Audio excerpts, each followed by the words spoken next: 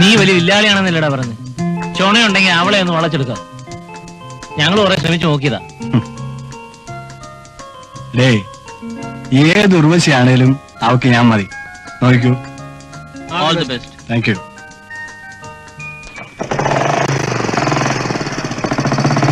ഓക്കേടാ, ബൈ.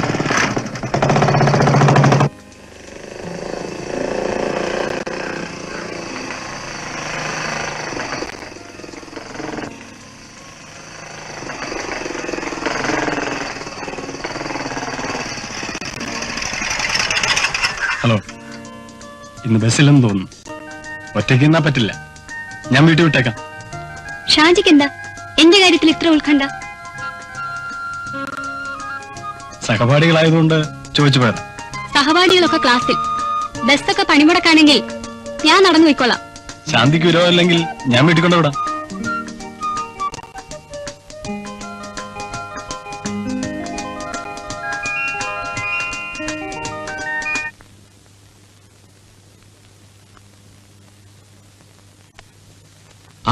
കുഞ്ഞാലിയോ? ഇരിക്കൂ. വേണ്ട, ഞാനിവിടെ നിന്നോളാം. ഞാൻ നിന്നെ വിളിപ്പിച്ചത് ഒരു കാര്യം പറയാനാണ്. നീ ആവശ്യമില്ലാതെ എന്റെ തൊഴിലാളികളുടെ കാര്യത്തിൽ ഇടപെടരുത്. നിനക്ക് ആവശ്യമുള്ള പണം ഞാൻ തരാം. നക്കാപ്പിച്ചയ്ക്ക് നാണം പണയം വെക്കുന്ന ചിലർ ഞങ്ങളുടെ കൂട്ടത്തിലുണ്ടാവും. പക്ഷെ എന്നെ അതിന് കിട്ടില്ല. ഞാൻ ആർത്ഥത്തിൽ പറഞ്ഞതല്ല. ആ സേതുവും ഞാനുമായി ഇനി ഒത്തുപോകുമെന്ന് തോന്നുന്നില്ല. അവൻ ഇന്നലെയും ശമ്പള കൂടലിന് വഴക്കടിച്ചു. എന്നും കൂലി കൂട്ടിക്കൊടുക്കാൻ ഒക്കുമോ കുഞ്ഞാലി? ഒരാളെ പാട്ടിലാക്കാൻ കഴിയാതെ വരുമ്പോ മറ്റൊരാളെ പാട്ടിലാക്കുക, അവിടെയും ലക്ഷ്യം വഞ്ചന തന്നെ. കുഞ്ഞാലി വരട്ടാതെ മുതലാളി, നിങ്ങൾക്ക് ആള് തെറ്റിപ്പോയി. എന്നോട് പിണങ്ങിയവരാരും അധിക നാൾ ജീവിച്ചിട്ടില്ല. സ്വത്തുക്കൾ വാരിക്കൂട്ടിയ നിങ്ങളെപ്പോലുള്ളവർക്കാണ് ജീവനിൽ ഭയം. ഇന്നലെ ലോഡിറക്കിയതിന്റെ കൂലി മുതലാളിയോട് വാങ്ങിച്ചോളാൻ മാനേജർ പറഞ്ഞു. അത് വാങ്ങിക്കാൻ വന്നതാ.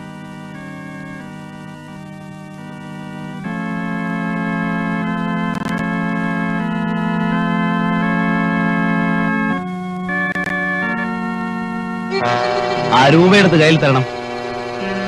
എന്നെ തോൽപ്പിക്കാനായിരിക്കും ഭാവം. ആ രൂപയെടുത്ത് കയ്യിൽ തരാതെ മുതലാളിക്ക് അകത്ത് പോകാൻ പറ്റും. എന്താ പറഞ്ഞത് കേട്ടില്ലേ?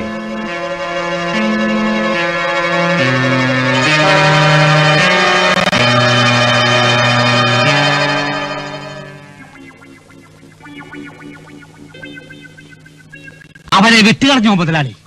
മുതലാളി ഒന്ന് മൂളിയിരുന്നെങ്കിൽ അവന്റെ വാരിയിൽ ഞാൻ ഊരിയെടുത്തേ. അയ്യോ, ഞാൻ ഓർത്ത് അവനായിരിക്കും. ചേട്ടാ, ഇത് കൊള്ളാമല്ലോ. പരീക്ഷ തോറ്റതിന് പള്ളിക്കൊടുത്തിട്ടാ ഏറെ. അവനെ പേടിച്ച് അവൻ ചോദിച്ച പണം കൊടുത്തു. ഞാൻ പാവപ്പെട്ടതല്ല, എന്നെ തോളേ കയറിക്കും. എനിക്ക് ചോദിക്കാനും പറയാനും ആളില്ലല്ലോ. പോകാൻ പറഞ്ഞത്. പോകാൻ പറഞ്ഞാൽ ഞാനങ്ങ് പോയേക്കാം. പിന്നല്ല എവിടെ നിൽക്കാൻ നോക്കൂ. അഥവാ അവിടെ നിന്നെ നിർത്തുവോ?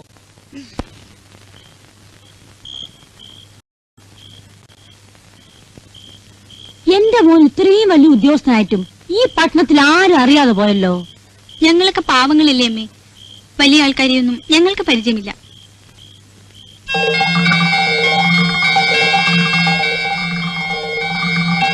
മോനെ,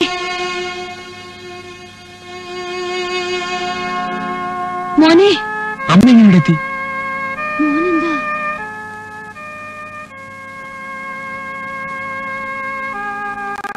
മോനെന്താ ഈ കൂലിപ്പണിക്കാരന്റെ വേഷത്തിൽ? പറയടാ, നിനക്കിവിടെ എന്താണ് ജോലി? സേതു ഇവിടുത്തെ ഒരു ചുമട്ട് തൊഴിലാളിയാണമ്മേ. ചുമട്ട് തൊഴിലാളിയാണെങ്കിലും ഞാൻ അന്തസ്സായിട്ടാണ് അമ്മ കഴിയുന്നത്. പട്ടിണി കിടന്നു ഉള്ളതെല്ലാം വിറ്റുപറിക്കുകയും നിന്നെ പഠിപ്പിച്ചത് ഈ നിലയിൽ കാണാനാണോ മോനെ? നിന്നെ പഠിപ്പിക്കാൻ രാപ്പകല അധ്വാനിച്ച ആ മനുഷ്യൻ തളർവാദം പിടിച്ചു കിടക്കുന്നു.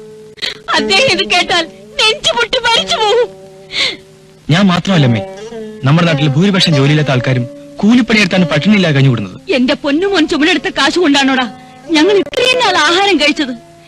നീ എന്തുകൊണ്ട് ഇത് ഞങ്ങളോട് നേരത്തെ പറഞ്ഞില്ല? നീ എന്തിനാ വലിയ ഉദ്യോഗസ്ഥനായി ഞങ്ങളുടെ മുമ്പ് അഭിനയിച്ചത്? എന്നെ കഷ്ടപ്പെട്ട് പഠിപ്പിച്ച അച്ഛന്റെ അമ്മയുടെ ആശ്വാസത്തിന് വേണ്ടി.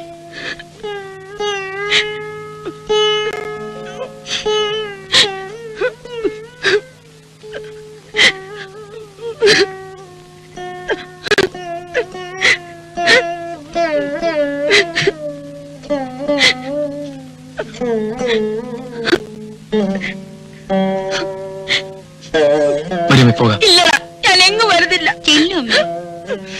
വരുന്നേ.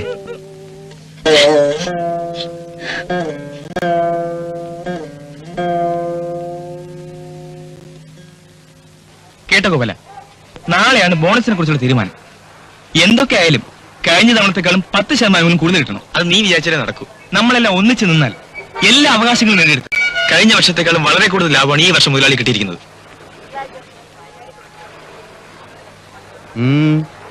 എന്തോ നാടാ ഒരു ഗൂഢാലോചന. മര്യാദയ്ക്ക് ജീവിച്ചില്ലെങ്കിൽ നാളെ തൊട്ട് കമ്പോളത്തിൽ പണിയെടുക്കില്ല.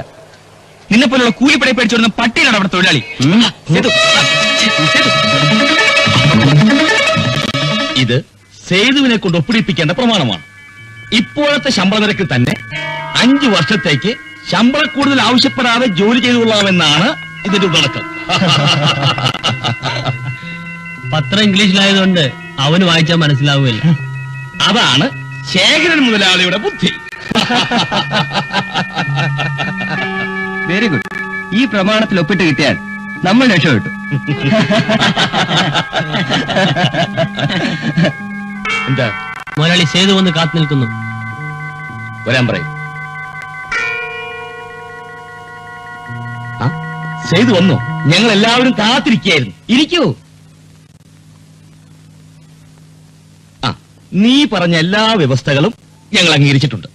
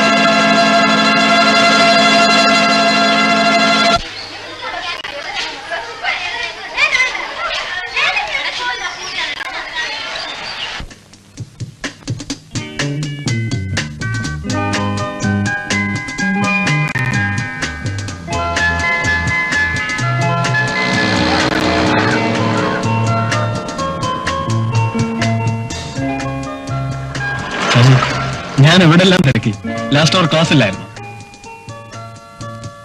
ഐ എം സോറി, ചുമ്മാ ചോദിച്ചെന്നു. ശാന്തി, ഞാൻ കുറച്ചു നാളായി ഒരു കാര്യം പറയണമെന്ന് ആഗ്രഹിക്കുന്നു. പ്ലീസ്, ഷാജി എന്നെ ഉപദ്രവിക്കാൻ വരരുത്. മറ്റു പെൺകുട്ടികളെ കാണുന്നത് മാതിരി ഷാജി എന്നെ കാണരുത്. Please leave me alone.